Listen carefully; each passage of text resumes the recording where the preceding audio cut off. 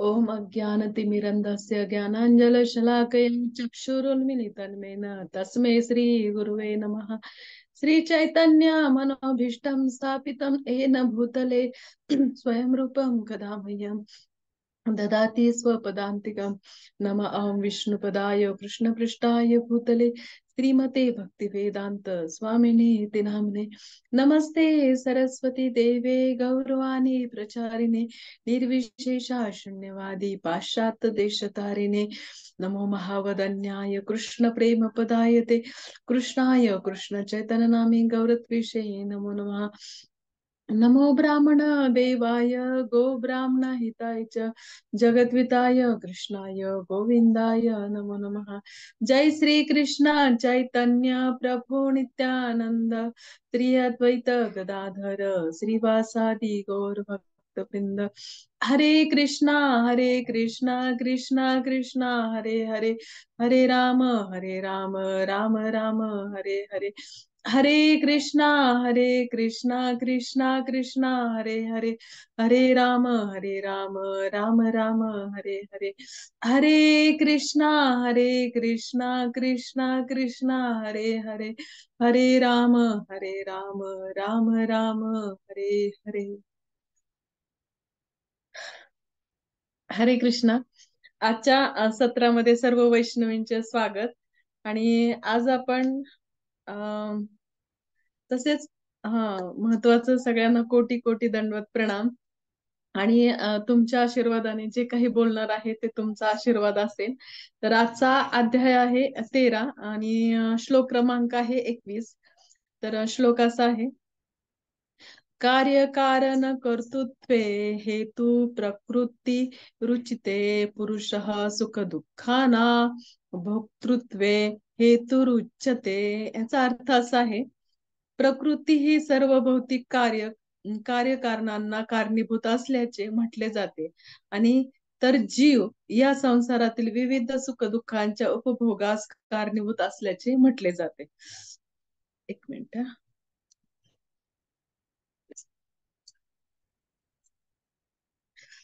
तर आता श्रील प्रभुपादांद्वारे तात्पर्य असं आहे, जीवांनी निरनिराळ्या प्रकारचे शरीरे आणि इंद्रिये ही भौतिक प्रकृतीमुळे उत्पन्न होतात। जीवांच्या 84 लाख भिन्न भिन्न योनी आहेत आणि त्या सर्व वैविध्यपूर्ण आणि भौतिक प्रकृतीमुळे उत्पन्न होतात। त्या जीवांच्या निरनिराळ्या इंद्रिय सुखांच्या कामनांमुळे निर्माण होतात आणि या प्रकारे तो कोणत्या ना कोणत्या तरी देहामध्ये वास करण्याची इच्छा करतो, तेव्हा त्याला निरनिराळे प्रकारचे देह प्राप्त होतात। आणि जेव्हा तो निरनिराळ्या प्रकारच्या सुख दुःख भोगतो, त्याच्या या भौतिक सुख दुःखांना तो स्वतः मुळीच कारणीभूत नसून त्याचे शरीर कारणीभूत असते, आणि त्यामुळे मूळ स्थितीमध्ये निसंशय आनंदच असतो, म्हणून तो त्याची स्वरूप स्थिती असते। ती त्याची स्वरूप स्थिती असते। भौतिक प्रकृतीवर प्रभुत्व गाजवण्याच्या त्याच्या इच्छेमुळे तो या भौतिक जगतामध्ये असतो, आणि आध्यात्मिक जगतामध्ये अशा गोष्टींचा प्रश्नच उद्भवत नाही। आध्यात्मिक जगत हे विशुद्ध आहे, परंतु या भौतिक जगतात निरनिराळ्या प्रकारचे शारीरिक सुखे प्राप्त करण्यासाठी सर्वजण अतिशय कठीण परिश्रम करीत असतात। अधिक स्पष्टपणे म्हणता येईल की हे शरीर म्हणजे इंद्रियांचा परिणाम आहे। इंद्रिय ही कामतृप्ती करण्याची साधने आहे। आता शरीर आणि साधनरूपी इंद्रिय ही भौतिक प्रकृतीद्वारे प्रदान केली जातात। आता अशा पद्धतीने श्रील प्रभुपादांद्वारे खूप छान रीतीने श्रील प्रभुपादांचं तात्पर्य आहे। आणि आपण काही याचे विश्लेषण हे करूया की कशा पद्धतीने हे सगळं जे काही आहे। आता त्याच्या तात्पर्यामध्ये आपण पाहतोय, अर्थामध्ये सुद्धा प्रकृती ही सर्व भौतिक कार्यकारणाला कारणीभूत आहे प्रकृती। तर जीव या संसारातील विविध सुखदुःखांच्या भोगास कारणीभूत आहे असे म्हटले जाते। म्हणजे बघा, ही जी भौतिक प्रकृती आहे ती सर्व कारणाला कारणीभूत आहे, हे तर खरं आहे। पण मग जीव काय होतंय की जीव हा संसारातील विविध दुःखांना उपभोगास कारणीभूत आहे। ते बघा की ते भौतिक जी प्रकृती आहे ती प्रकृती कशी आहे आणि हे आपण जीवात्मक कसं आहे, यातला आधी आपण फरक स्पष्ट करून घेऊया की सृष्टी म्हणजे कोणती आहे। सृष्टी कोण करतं, तर सृष्टी ही कोण करतं, सगळी प्रकृती ही सगळी सृष्टी निर्माण करत असते, हे करत असते. तर सुख दुःखांचा अनुभव कोण करत असतो, ते जीवात्मा करत असतो. सृष्टी काय करते, नुसती प्रकृती हे सृष्टी पूर्ण निर्माण करणारी ही जी प्रकृती आहे ती बाजूला ठेवा, आणि सुख दुःखांचा अनुभव करणारा हा जीवात्मा. म्हणजे बघा की ह्या जीवात्मा हे सुख दुःखांना जे आहेत ना, ते प्रकृतीचे जे विकार आहेत सगळे, आणि भोगता म्हणजे भोग घेणारा, म्हणजे जो काही अनुभव घेतो, अनुभव घेणारा कोण आहे, तर हा जीवात्मा अनुभव घेतो असतो. आणि ही जी प्रकृती आहे ती जड पदार्थांचा अनुभव, म्हणजे जड पदार्थांचा अनुभव करू शकत नाही. कारण आहे ना, पृथ्वी काय आहे, हे प्रकृती काय आहे, तर ती चेतन नाहीये. चेतन कोण आहे, हा जीवात्मा हा चेतन आहे. त्याच्यामुळे आता एक साध्या सोप्या, हे थोडंसं क्लिष्ट वाटतं, पण तरी सुद्धा मी छोटे छोटे उदाहरणावरून ती तुम्हाला स्पष्ट करून सांगते. आता भोक्ता म्हणजे कोण आहे, जीवात्मा. तर जीवात्मा काय करत असतो, की सगळ्या गोष्टींचा काय करत असतो, तो अनुभव घेत असतो. हा. आता एक जो मृदुंग आहे, तर मृदुंग बघा, एक साधं उदाहरण, मृदुंग. मृदुंग काय करत असतो, आवाज येतो त्याच्यातून, पण तो त्याचा अनुभव घेतो का, की आणखीन त्याला किती मारलं आपण, किती त्याच्यावरती हे करत थाप टाकले, तरी सुद्धा त्याला लागतं का, नाही लागत. किंवा दुसरं उदाहरण, एक स्पीकर असेल ना, तर स्पीकर मध्ये तुम्ही जे बोलता, तर त्यावेळेस तो स्पीकरला काही जाणवतं का, काही जाणवत नाही. पण तुम्हाला जे काही जाणवतं, तुमचे जे काही अनुभव आहेत, तुम्हाला जे काही वाटतं ना, ते तुम्ही व्यक्त करताय त्या स्पीकर मध्ये. स्पीकर म्हणत बसलाय का, अरे अरे भास्कर, बाबा भास्कर, आता मला कान बसायला लागले, असं कधी म्हणतो भास्कर? कारण त्या स्पीकर आहे ना, त्याला पण गोष्टीचा अनुभव येत नाहीये. त्याचं काही ना काहीतरी क्रिया घडत असते त्याच्यामध्ये, काही टेक्निकल जे तयार केलेले असतात, त्यानुसार त्याच्यात ते घडत असतं सगळं, पण तो अनुभव घेत नाही. का बरं अनुभव घेत नाही? अनुभव न घेण्याचं कारण काय आहे?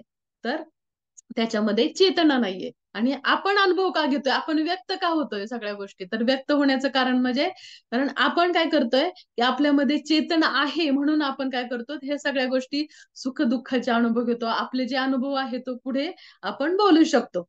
हे मात्र खरं आहे की नाही. तर आता हे पण बघा, की आता मी दुसरं एक हे सांगते, उदाहरण सांगते, की एक मुलगा त्रास देत असतो, खूप त्रास देत असतो, आणि आईला इतका त्या म्हणते, काय करू ह्या मुलाचं, म्हणून ना ती एवढा त्रास द्यायचं चाललेलं असतं त्याचं, आणि आई पळत पळत जाते, आणि त्याच्या शेजारी काय असतं, की मृदुंग असतो. आणि मृदुंग असतो, आणि तो मृदुंग घेऊन मृदुंगाच्या शेजारी बसलेला असतो, आणि आई पळत येते आणि काय करते, त्या मृदुंगावरती थाप मारते, आणि थाप मारल्यावरती आणि त्या मृदुंगाला रागवायला सुरुवात करते. त्यावेळेस मुलगा असा विचार करतो, की आई असं का करत आहे बरं, म्हणणं मी त्रास देतोय आणि मृदुंगाला का मारत आहे. त्या मृदुंगाला काय अनुभव येणार आहे का, एक नाही अनुभव येणार, पण त्या मुलाला मात्र कळतंय, की आई काही ना काहीतरी वेगळं करतेय, ह्या मुलाला अनुभव येतोय. आणि डायरेक्टली काय होतंय, की थेट आईने जर मुलाला डायरेक्ट जाऊन मारलं असतं, तर काय झालं असतं, की मुलांनी मोठ्या मोठ्याने रडायला सुरुवात केली असते. आणि मुलांनी मोठ्या मोठ्या रडायला सुरू, कारण त्यांनी तो अनुभव घेतला ना माराचा. तसा मृदुंग मोठ्याने रडतोय का, नाही रडत, कारण तो अनुभव नाही ना घेत, की त्याला मारलं, त्याच्यावर थाप टाकली तरी त्याला रडायला आलं नाही, पण मुलाला मात्र फटका दिल्यावरती रडायला आलं. मग त्यावेळेस आहे ना, ज्यावेळेस आईने मृदुंगाला मारलं ना, त्यावेळेस मात्र मग तो अचंबित पडला, आणि तो असं वाटलं, की जाऊ दे, आई खूप चिडलेली आहे, आपल्याला मार बसेल, तर मृदुंगाला बसलाय तसा आपण शांत बसा. म्हणजे त्याला अनुभव आला, त्याला चेतना आहे ना त्याच्यामध्ये, त्याच्यामुळे त्याला असं वाटलं, की तो विचार करतोय, हा हे केलं पाहिजे, ते केलं नाही पाहिजे, हा तो विचार करतोय. आता समजा आता सर इतकं आईने समजा त्याला फटके मारले. आता फटके मारल्यानंतर मृदुंगाच्या ऐवजी समजा त्यांनी मुलाला फटके मारले आई, आणि मग नंतर तो रडला रडला, आणि नंतर आईने त्याला परत रडल्यानंतर पुन्हा एक कॅडबरी आणून दिली, आणि मग त्यांनी कॅडबरी खाल्ल्यानंतर मात्र खुश झाला, अरे आता कॅडबरी आईने मला आता जवळ घेतले, कॅडबरी मिळाली, आता त्याला त्याचं साध्य झालं ना. मग त्याला अनुभव पण त्याच्या वेळेस त्याचा अनुभव कसा आला, की आनंदाचा अनुभव आला. आधी त्याला दुःखाचा अनुभव आला, नंतर त्याला आनंदाचा अनुभव आला. म्हणजे हे सगळे अनुभवाचे प्रकार कशामुळे त्याच्यामध्ये घडतात, की ह्या चेतनेमुळे घडतात, की त्याच्यामध्ये चेतना आहे, त्याच्यामुळे त्याच्यामध्ये काय होतं, की सुख आणि दुःख याचे दोन्ही अनुभव त्याला दिसतायत समोर. आता सुख दुःख ही जीवांची सृष्टी ही मायेद्वारे होत असते. आणि मायेद्वारे ज्यावेळेस होते ना, त्यावेळेस काय होतं, भोग घेणारा कोण असतो, तर हा जो जीवात्मा असतो, भोग घेणारा. तर भोग घेणारा जीवात्मा काय, आणि प्रकृती ही अनुभव घेत नाहीये. हा.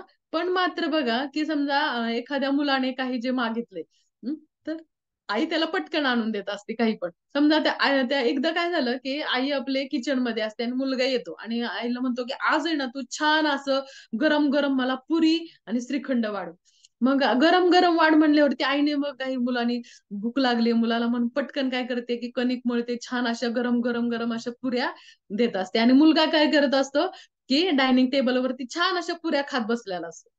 आणि आई काय करत असते छान छान गरम गरम गरम गरम पुऱ्या आणून देत असते. आणि मग त्यावेळेस काय होतं की ती खाण्याची इच्छा कोणी केली की मुलाने केली म्हणून मुलाला काय मिळालं ते गरम गरम पुऱ्या मिळाल्या. कारण त्याने इच्छा केली ना ती की खाण्याची इच्छा केली म्हणून आई काय करते ते गरम गरम पुऱ्या प्राप्त करून देते त्याला देते. म्हणजे जी कर्मानुसार आपल्याला काय आहे जी ऑर्डर दिली जाते ना तर ती ते आपल्याला मिळतीये आपल्याच कर्मानुसार मिळते की आपल्याला जे पाहिजे इच्छा ना आपली जी इच्छा आपण भगवंतापुढे म्हणून दाखवली आणि ती इच्छा आपल्याला त्या इच्छेनुसार आपल्याला काय झालंय की शरीर प्राप्त झालंय. आणि मग काय होतं आता बघा थेट एका ठिकाणी आता ते दुसरं एक उदाहरण सांगते तुम्हाला की एक थिएटर असेल हा तर थिएटरमध्ये काय केलेलं जातं की ते थिएटरमध्ये जर पिक्चर पाहायला गेला आपण थिएटरमध्ये तर पिक्चरच्या समोर स्क्रीनवरती तुम्हाला समोर दिसतं की हिरो हिरोईन दिसतात त्यांचं त्यांना जवळ आलेत ते किंवा ते आता विरहाने बाजूला झालेत मग हे सुख दुःखाचे अनुभव आपल्याला समोर दिसत असतात त्यांचे.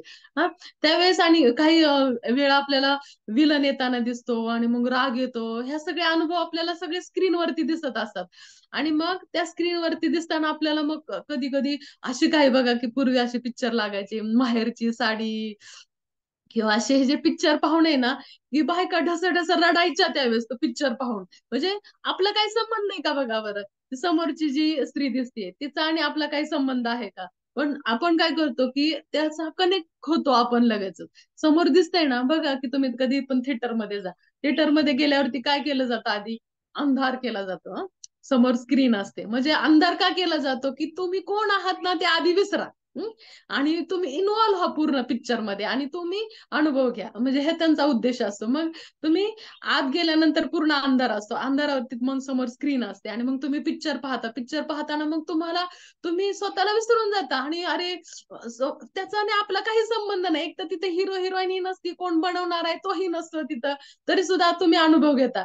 हा आता हा हिरो हिरोईन आहे त्यांना त्या माहेरची साडी बघा की तिला किती दुःख भोगावं लागतंय तिची सासू किती त्रास देते हे सगळं आपल्या समोर दिसतं आणि मग आपल्याला वाटतं अरे समजा आपलं स्वतः अनुभव घेतो अरे तिथं मीच आहे आणि मला असं सासरवास होतोय आणि मी आता आणि स्वतः रडायला सुरुवात होतं. आणि खरंच असं रडायचं सगळ्या बायका म्हणजे बघा की हा जो अनुभव आहे ना हा अनुभव प्रत्येक जीवात्मा करत असतो. हा प्रत्येक प्रत्येक जीवात्मा करतो की तो विसरतो की अरे मी एक शरीर नसून मी एक आत्मा आहे आपल्याला हे असं दाखवलं जातं आणि मग आपण इन्व्हॉल्व्ह होतो. म्हणजे एक प्रकारे जसं की तुम्ही थिएटरमध्ये गेला की पूर्ण अंधार केला जातो ना त्या पद्धतीने आपल्या सुद्धा मायेचं आवरण आधी आपल्यावरती लावलं जातं आणि मग नंतर मायेचं आवरण आपल्यावरती लावलं की समज आपण त्याच्यामध्ये इन्व्हॉल्व्ह व्हायला लागतो का त्या जसं स्क्रीनवरती इन्व्हॉल्व्ह झालो काही संबंध नसताना सुद्धा आपण इन्व्हॉल्व्ह झालो त्याच्यामध्ये.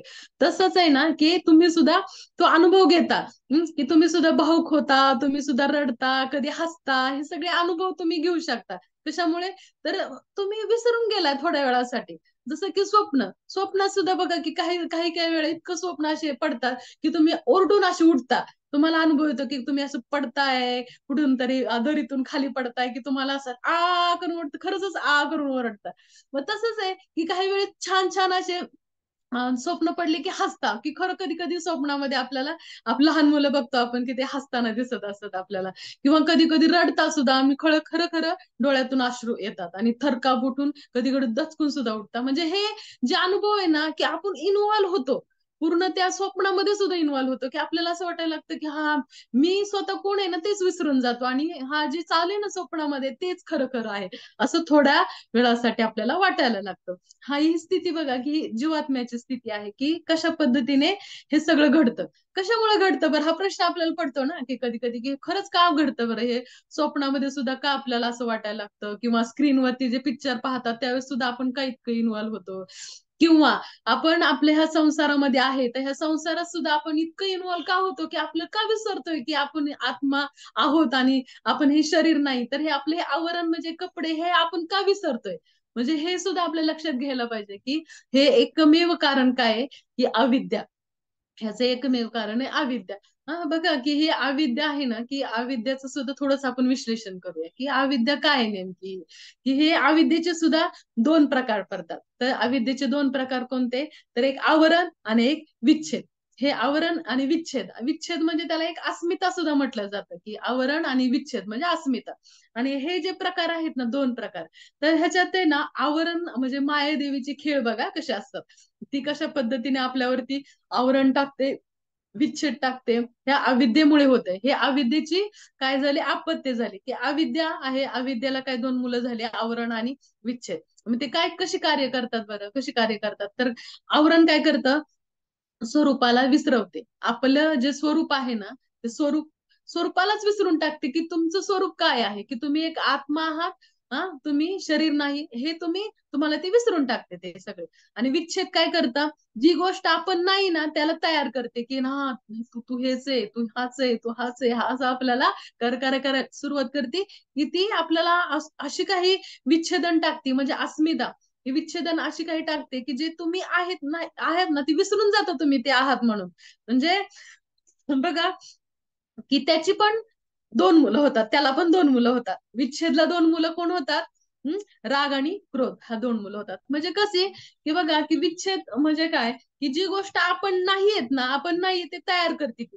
आपल्याला तयार करते की नाही तू कोण आहे हसत. त्याच्यावरून बघा की तयार कशी करते ते. समजा मी एक उदाहरण, छोटस उदाहरण देते तुम्हाला, जे माहितीये तुम्हाला, की इंद्र आहे, ते इंद्राला एकदा शाप मिळतो. काय शाप मिळतो, की तो कोणाकडून शाप मिळतो, की नारद मुनींकडून. की त्यांना दिसतं की हे सगळ्या अशा ह्याच्या मायेमध्ये गुंतलेत, ह्याच्यावरती दया करण्यासाठी करुणा वश नारद मुनी काय करतात, त्यांना एक शाप देतात, की तू काय होशील, डुक्कर होशील म्हणून. आणि मग ते डुक्कर झाल्यानंतर तो विसरून जातो, ते मी इंद्राचा राजा आहे म्हणून विसरून जातो. तिथं सुद्धा तो मोठा संसार करतो, तिथला सुद्धा तो राजा होतो, मोठे त्याची प्रजा होती, सगळे मुलं बाळ होतात त्याच्यामध्ये. आणि ते वेगवेगळ्या ठिकाणी विष्ठा खायला जात असतात, असं सगळं चालू असतं. नारद मुनींना पुन्हा दया येते आणि नारद मुनी येतात आणि त्याला म्हणतात, अरे तू इंद्राचा राजा आहेस, चल इथून चल. तर ते म्हणतो, काय काय इंद्राचा राजा, मला काय जायचं नाही म्हणतो, माझं इकडे प्रजा, इथं माझी प्रजा आहे, मला मुलं आहेत बाळ, एक डझन मुलं आहेत मला, चार पाच बायका आहेत मला, इथं मोठा संसार आहे माझा म्हणतो. आणि इथं एवढी मोठी प्रजा आहे, त्यांना मला वेगवेगळ्या ठिकाणी विष्ठा खायला माझ्या निर्देशानुसार जातात ते, मला काही यायचं नाही म्हणतात. अहो तुम्ही इंद्राचे राजा आहात, तुम्हाला माहितीये का कोण आहात, इंद्र म्हणजे कोण माहितीये का. मला हे दुसरं तिसरं काही माहिती नाही, कशामुळे असं झालं. तर त्याच्यावरती विच्छेदन पडलं, कशामुळे, तर मायेने काय केलं, आधी आवरण टाकलं, मग विच्छेद टाकला. आवरण टाकलं म्हणजे स्वरूपाला विसरून घेतलं. आणि नंतर विच्छेद काय टाकला, की तू जे आहे ना आता, तू इंद्राचा राजा होतो विसरला तो. आणि तू कोण आहेस, हा आता, आता मी एक डुक्कर आहे, राजा डुक्कर आहे मी, हे ते काय केलं, त्याला असं वाटायला लागलं. म्हणजे हे काय झालं, त्याच्यावरती विच्छेदन झालं, की त्याला असं वाटायला लागतं म्हणून. मग ज्यावेळेस काय होतं, नारद मुनी काय करतात, तिथे त्याला मारतात. मारल्यानंतर मग तो काय होतो, इंद्राचा राजा होतो. आणि मारल्यानंतर इंद्राचा राजा होतो, मग काय होतं, म्हणजे मारणं म्हणजे काय, की आपल्याला ह्या अविद्येतून बाहेर पडणं. आणि बाहेर पडल्यानंतर आपल्याला आपल्या स्वरूप स्थितीची जाणीव होणं. म्हणजे तू एक शरीर नसून एक आत्मा आहे, ही जाणीव होणं. म्हणजे जसं की मी डुक्कर नसून एक इंद्र आहे, हे त्याला तेव्हा जाणीव झाली. म्हणजे हे झालं एक उदाहरण त्याच्यावर. आता बघा, मूळ जो रोग आहे, तो मूळ रोग आहे, जसं की एखादं मूळ रोग, एखादा कोणताही करोना झाला समजा, एखाद्याला डेंग्यू झाला, त्याची काय लक्षणं होतात. त्याची लक्षणं काय, की त्याला समजा एखाद्याला करोना झाला तर खोकला निर्माण होतो, घशात दुखतं, त्याच्यात ताप यायला लागतो, ही सगळी लक्षणं झाली. तशीच आता ही जी विच्छेद आहे ना, त्याची सुद्धा लक्षणं दिसायला लागतात. विच्छेदाची काय लक्षणं दिसतात, की त्याला क्रोध यायला लागतो, त्याला लोभ व्हायला लागतो. म्हणजे एखादी गोष्ट प्राप्त करायची ना, मला प्राप्त करायची, कोणती गोष्ट प्राप्त करण्यासाठी त्याला काय होतं, की लोभ तयार होतं. कोण समोर एखादी गोष्ट दिसली ना, हा ही छान गोष्ट आहे, मला ही पाहिजे म्हणून, असं त्याच्यात लोभ तयार होतं. आणि ती प्राप्त नाही झाली की मग क्रोध निर्माण होतं. हा, म्हणजे क्रोध निर्माण झाला ना, मी हे जे आहेत ना अपत्य सगळी, ही कुणाची, विच्छेदची अपत्य, म्हणजे लक्षणं जे पाहिले ना, ते लक्षणं आहेत त्याची. की काय होतं, की कशा पद्धतीने त्याला ह्या लक्षणांमधून जावं लागतं. म्हणजे भगवंत ही अविद्या का उत्पन्न करतात, म्हणजे हे असं आपला पण प्रश्न आपल्याला पडतो ना, की अशी का बरं, की ह्या अविद्याच का निर्माण करतात, ह्या अविद्या निर्माण करण्यामागे कारण काय आहे? तर असं सांगितलं जातं की जोपर्यंत व्यक्तीमध्ये अविद्या नसेल ना, हा, अविद्या समजा सॉरी, अविद्या जर असेल ना एखाद्या व्यक्तीकडे, अविद्या जर असेल ना, तरच तो आहे ना भौतिक जगामध्ये भोग घेऊ शकतो. अविद्या असेल तर, समजा अविद्या त्याच्यामध्ये जर असेल ना, तर तो भोग घेऊ शकतो. त्याला कळतं ना की आता मी कोण आहे हे सगळं तो विसरून गेलेला असतो. मी आत्मा आहे, काय काय काय सगळं विसरलेलं असतं. त्याला काय समोर दिसत असतो, हा माझा संसार आहे, ही माझी मुलं आहेत, हा आता मला जॉब करायचा आहे आणि माझा संसार करायचा आहे, पैसे कमवायचे, ह्यांना मोठं करायचंय, आणि ह्या सगळ्या सगळ्या गोष्टींमध्ये गुरफटून कोण भगवंत, कोण नाम, कोण काय काय काय सगळं विसरून जायचं असतो. कारण त्याच्यावरती हे अविद्येचं जाळं त्याच्यावरती असतं. कारण त्याच्या ते माया भगवंतांनी काय केलेलं असतं, माया देवीद्वारे ना सगळ्या ह्या ज्या जीवात्म्यांवरती ही अविद्या टाकलेली असते. कारण जोपर्यंत अविद्या नाही ना, तोपर्यंत तो ह्याच्यामध्ये भोग घेऊ शकत नाही. आणि मग तर बघा की वैकुंठ लोकामध्ये सुद्धा काय होतं की आपल्या भौतिक जगामध्ये प्रभुपाद सांगतात की वैकुंठ लोकामध्ये सुद्धा अनेक जे स्त्री पुरुष आहेत ना, ते अति सुंदर आहेत, खूप सुंदर आहेत. स्त्री आणि पुरुष खूप सुंदर आहेत, पण त्यांच्यामध्ये काम भावना नसते तिथे गेल्यानंतर. मग इथे भौतिक जगामध्ये काय होतं की भौतिक जगात ज्यावेळेस अविद्या येते ना, त्यावेळेस मग त्या स्त्री पुरुषांमध्ये काम भावना निर्माण होते आणि ते पुन्हा त्यांची अपत्य निर्माण करतात. म्हणजे ही प्रजनन संख्या चालू राहत असते ना. आता मग हे बघा की आता भौतिक जगामध्ये आपल्याला हा प्रश्न पण पडू शकतो ना, की भौतिक जगामध्ये असं का केलं जातं बरं, अविद्याच का टाकली जाते, आणि ह्या सगळ्या गोष्टी अविद्या प्रत्येक काय होतं की प्रत्येकांवरती जरी अविद्या असले ना, तरी त्या अविद्येतून बाहेर पडण्याचे सुद्धा मार्ग भगवंतांनी दिलेले आहेत. वेळोवेळी येऊन गीता सांगून दिलेले आहेत, भागवतम सांगून दिलेले आहेत. ह्या सगळ्या गोष्टी अविद्येतून बाहेर पडण्याचे जे किल्ले पण दिलेले आहेत. जसे एखाद्या तुम्ही समजा एखाद्या ह्याच्यामध्ये गुंतलाय तुम्ही, गुहेमध्ये गुंतलाय आणि त्याच्या चाव्या ह्या सगळ्या आपल्याला शोधायच्यात, आणि शोधून आपल्या त्या गुफेत पडलेल्या भुलभुलैयामधून बाहेर पडायचं. तर सगळे तुम्हाला ते हे पाहिजे, सगळा एखादा मॅप पाहिजे. मॅपनुसार तुम्ही जाता, गेल्यानंतर इथं चावी आहे, तिथं चावी, ती चावी शोधायची, ते दरवाजे उघडायचे आणि तिथून बाहेर पडायचं. जोपर्यंत तुम्हाला ह्या चाव्या सापडत नाही ना, तोपर्यंत भुलभुलैया तुम्ही तिथेच फिरणार आहात. कुठे इकडे तिकडे इकडे तिकडे ह्या भौतिक जगामध्ये अनेक जन्म फिरत राहणार आहे. पण जोपर्यंत ही चावी तुमच्या हाती लागत नाही ना, तोपर्यंत तुम्हाला ह्या भुलभुलैयामध्ये फिरावं लागेल. मग त्याच्यासाठी चावी कुठून शोधायची? तर चावी कोणाकडे? गुरु महाराजांकडे. गुरुकडे ही चावी असते. गुरु किल्ली जे म्हणतात की नाही, गुरु किल्ली, ही गुरु किल्ली ही भगवंत भगवंतच असतात. गुरु महाराज म्हणजे कोण असतात? भगवंतांचेच प्रतिरूप असतात. कारण भगवंतांना काय होतं, डायरेक्टली ते जरी कधीतरी अनेक हजारो काला म्हणजे एक सत्ययुग आणि द्वापार युग असं जसं पाहायचं, प्रत्येक युगाच्या मध्यभागी जरी भगवंत येत असले ना, तरी भगवंतांना सतत येण्याची इच्छा असते. मग त्यावेळेस ते कधी येतात, कुणाद्वारे येतात? गुरु महाराजांद्वारे येतात. आणि गुरु महाराज काय करतात? ही चावी शोध, अरे हो की चावी आहे, घे आणि चावी उघड आणि ह्याच्यातून बाहेर पड, हे गुरु महाराज आपल्याला सांगत असतात. कारण हे गुरु महाराज हे म्हणजे कोण? की भगवंतांची आपल्यावरती कृपा आहे.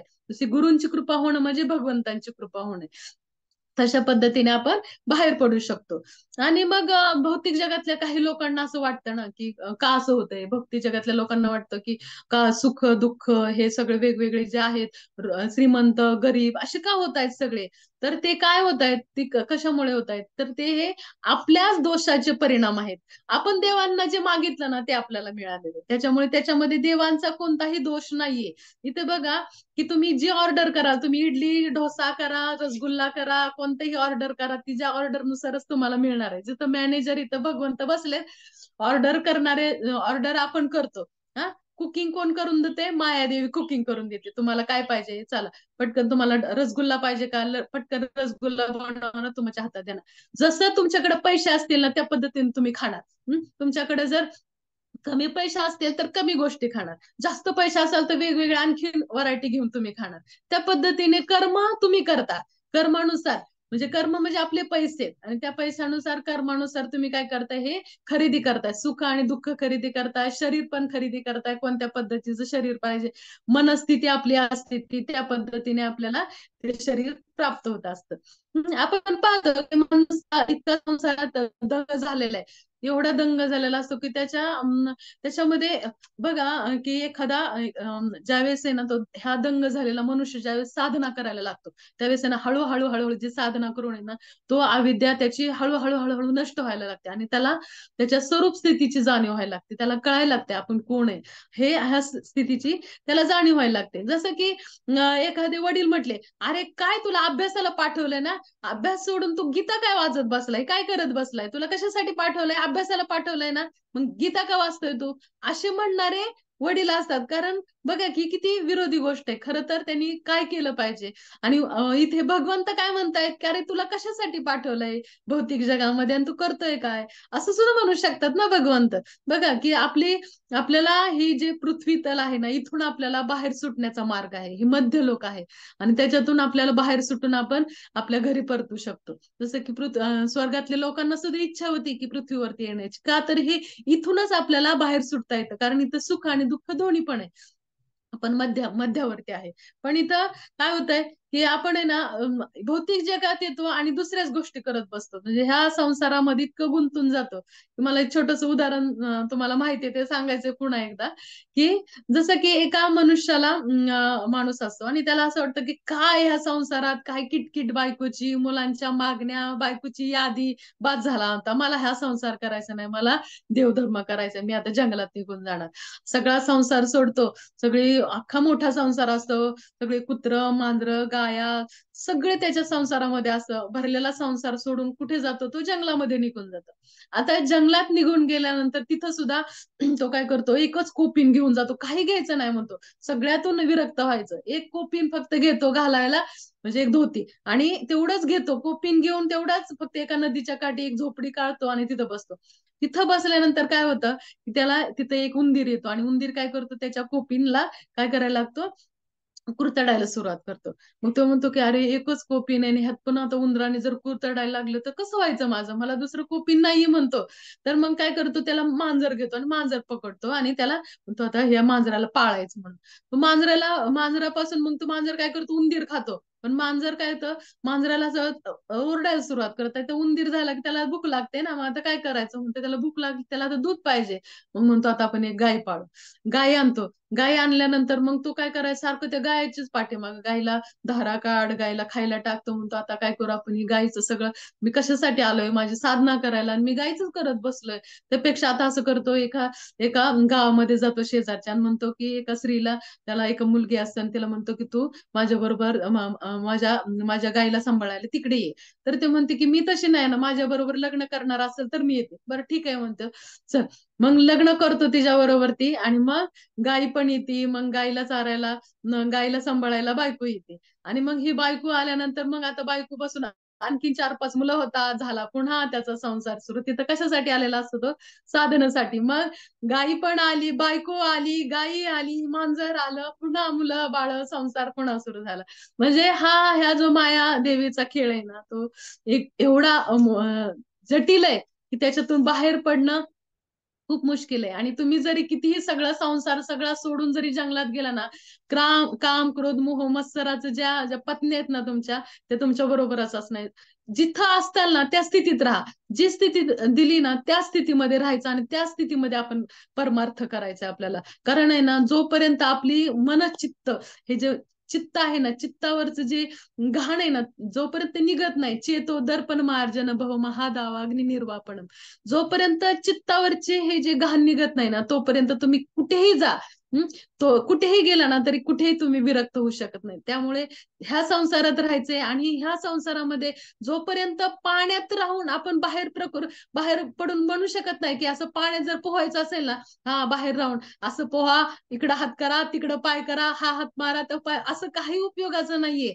जोपर्यंत तुम्ही पाण्यात पडत नाही ना, तोपर्यंत तुम्हाला कसं पोहायचं ते कळत नाही. म्हणून तुम्ही आहे ना त्या स्थितीत राहायचं आणि आहे या स्थितीतून आपल्याला मनामध्ये वैराग्य निर्माण करायचं आणि मनामधून वैराग्य निर्माण करून मग तुम्ही भगवंतांच्या चरणाजवळ जाऊ शकतो. कारण तुम्ही ज्या परिस्थितीत असताल ना, भगवंत त्या परिस्थितीत तुम्हाला मदत करतात आणि तो अनुभव तुम्हाला यायला लागतो आणि तो अनुभव खूप आनंददायी असतो. की अरे भगवंतांनी माझ्यासाठी हे केलं. हे सगळ्या गोष्टी, ह्या अनुभवाच्या गोष्टी आपल्याला घडायला सुरुवात करतात. म्हणजे आता बघा की आणखीन एक कारण आहे आपल्याला ह्या सुख-दुःखाचं, की आपल्याला जे त्रिगुण आहेत ना, त्यामुळे सुद्धा आपल्याला हे जे सुख-दुःख आपल्या समोर येत असतात. जसं की तुमच्यामध्ये जो सत्वगुण आहे, तुमच्यामधला सत्वगुण सुद्धा बघा, की जरी तुम्ही म्हटला ना तमोगुण आणि रजोगुण हे जरी ह्याचे असले ना, तर सत्वगुण सुद्धा आहे ना, सुद्धा दुःखाचं कारण घडतो कधी-कधी. आणि कारण कशामुळे? तर रजोगुण आणि तमोगुण हे तर तुमच्यामध्ये अनेक वेगवेगळे शरीर निर्माण करण्यासाठी कारणीभूत ठरतात. जसं की तमोगुणात आला, की तुम्हाला मांस, मछली खाण्याची इच्छा होते, क्रोध करण्याची इच्छा होते. मग त्याच्यामुळे भगवंत मग म्हणतात, की तुला हे खाण्याची इच्छा आहे ना, चल म्हणतात, की तू वाघ हो. तर तुम्ही काही जण म्हणतात, आम्ही काही पण खातो, आम्ही कशामध्ये भेद नाही करत, सगळं खातो. तर मग भगवंत म्हणतात, हो डुक्कर तू काही पण खा तिथं जाऊन. अशा पद्धतीने तुझी इच्छा असेल ना, त्या पद्धतीने त्याला शरीर प्राप्त होतं. आणि सत्वगुणामध्ये काय होतं, की तो सत्वगुण हा तसा भक्तीसाठी अनुकूल असतो. हं? भक्तीसाठी अनुकूल असतो. पण ज्या सत्वगुणामध्येच गुंतत राहिला ना, तर तो आपल्याला विशुद्ध सत्व पर्यंत पोहोचायचे आणि आपल्याला ह्या सत्वगुणामध्ये व्रतवैकल्य, तप हे अशा गोष्टी करत राहिला ना, तर तो पुन्हा पुन्हा ते कर्म कमवतो आणि पुन्हा ते जन्म घेण्यासाठी कारणीभूत ठरतो. म्हणून आपल्याला पाप पुण्याच्याही आपल्याला बाहेर पडायचंय आपल्याला. म्हणून त्याच्यासाठी काय करायचंय? भक्तांचा संग घ्यायचाय. भक्तांच्या संघाने आणखीन आपल्यामध्ये ती कृती, त्याच्यामुळे आपल्याला वेगवेगळे 5 मिनिटं अजून मी घेऊ शकते का? मग 5 मिनिटं अजून करते. तर ह्या अशा गोष्टी आहेत, की ज्या गोष्टीमुळे काय होतंय, की भक्तांच्या संघामुळे आपल्याला ह्या सगळ्या गोष्टी कळायला सुरुवात होतात.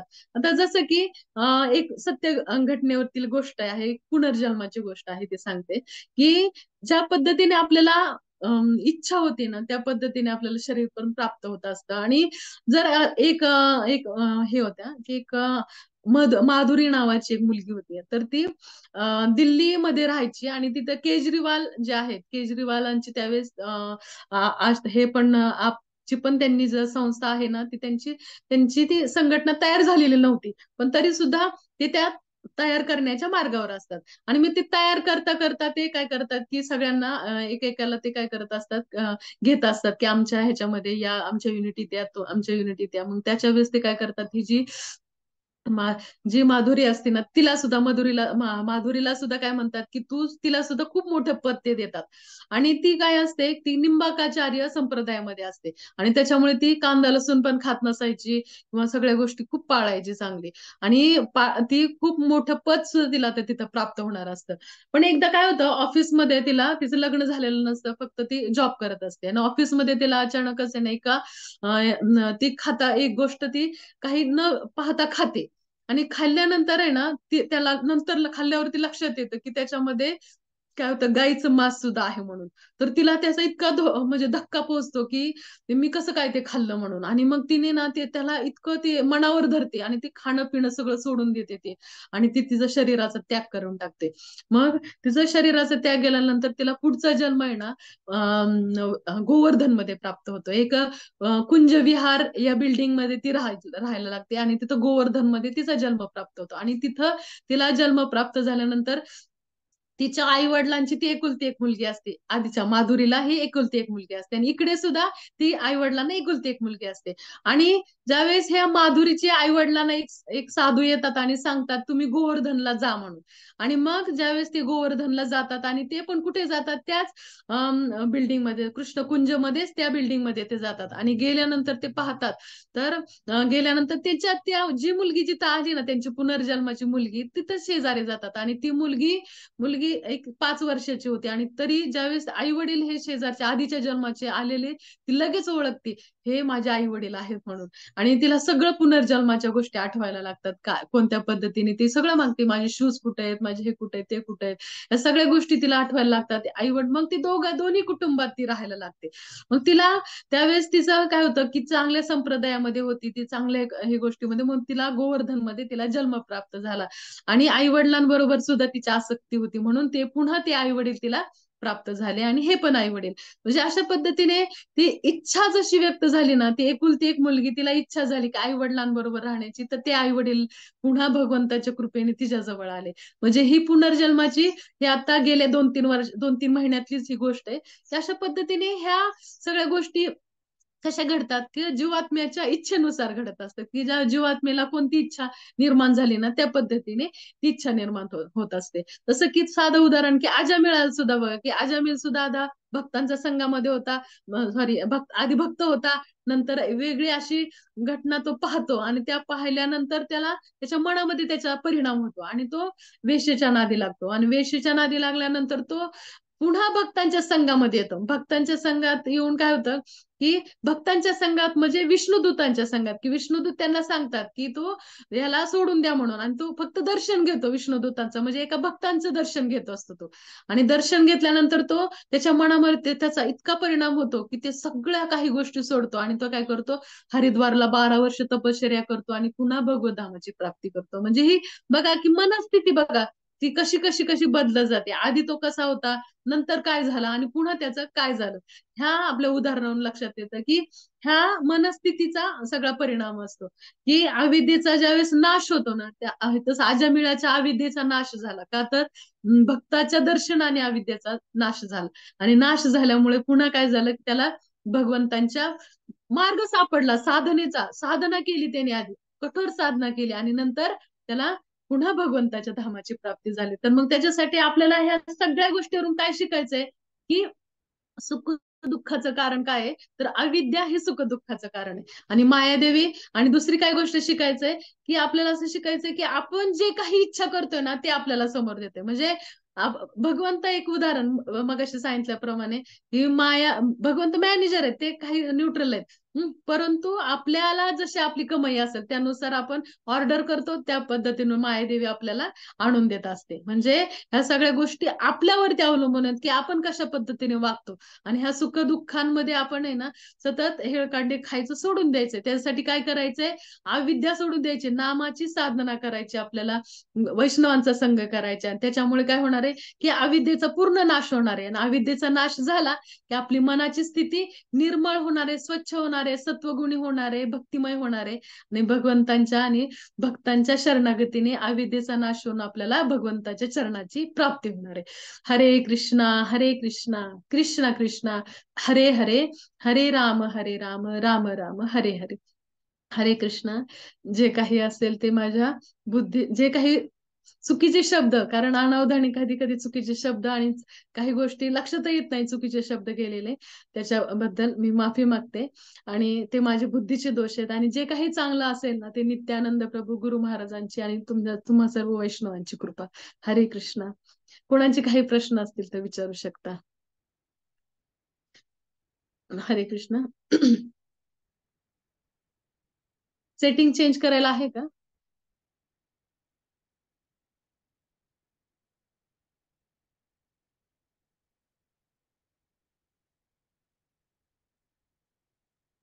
हरे कृष्णा माताजी, सेटिंग चेंज करू शकता का तुम्ही? एकच मिनिट थांबा.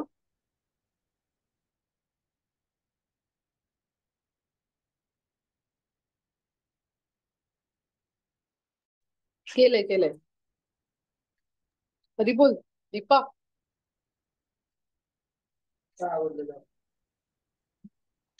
सेटिंग चेंज केलंय, कुणाला काही प्रश्न असतील तर विचारा. मी जरा बाहेरगावी असल्यामुळं नीट ऐकलं ना लेक्चर, पण मला खात्री आहे श्रीजी पूजा खूप छान नेहमीप्रमाणे दिलं असतीलच. हरी बोल. हा हरे दीपा आहे ना? हो, एक मिनिट रेकॉर्डिंग बंद कर. थँक्यू माताजी, खूप छान लेक्चर झालं.